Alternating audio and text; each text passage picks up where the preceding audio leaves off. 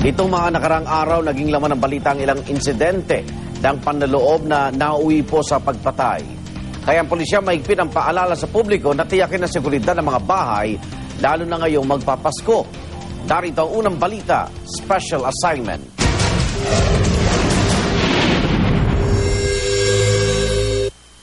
Dalawang magkahiwalay na insidente ng panloloob ang naitala sa nakalipas na isang linggo.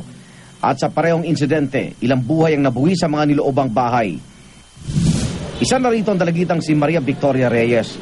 Datagpuan si Maria Victoria ng kanyang ama na duguan sa loob ng kanyang kwarto. Sa bahay nila, sa Ferlin Subdivision, Barangay San Vicente, Binyan, Laguna.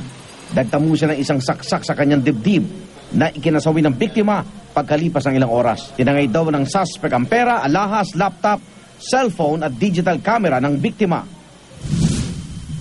Dalawang minor de edad naman na natagpuan tadtan ng saksak at tila ginilitan pa raw sa leeg sa loob rin ng kanilang bahay sa Caloocan. Lumalabas sa inisyal na investigasyon ng pulisya, dinistrungka ang kandado ng bahay ng mga biktima.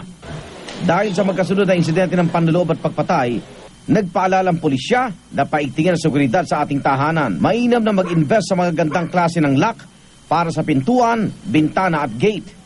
Meron dyan yung mga minsan mga mumurahing lock o padlock o kaya mga bolt na yes, mura nga pero madali namang mabubuksan kung may magtatangkang pumasok.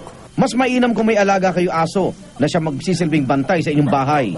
Sino man pumasok sa teritoryo nila, sa bahay natin, na hindi nila kilala, tinatahulan. Takot ang magnanakaw dyan kasi na-alarma sila eh. Ginit din ng pulisya ang halaga ng mga closed-circuit television o CCTV. Kung iiwanan din ang inyong bahay, ipagbigay alam ito sa inyong kapitbahay.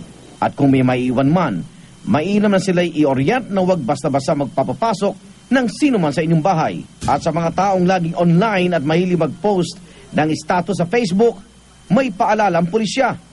Ang mga magnanakaw, lalo na if you feel na yung bahay mo ay talagang pwedeng mga high-risk target, maraming pwedeng nakawin, huwag mong iilathala sa buong mundo na ikaw ay aalis o ikaw ay wala.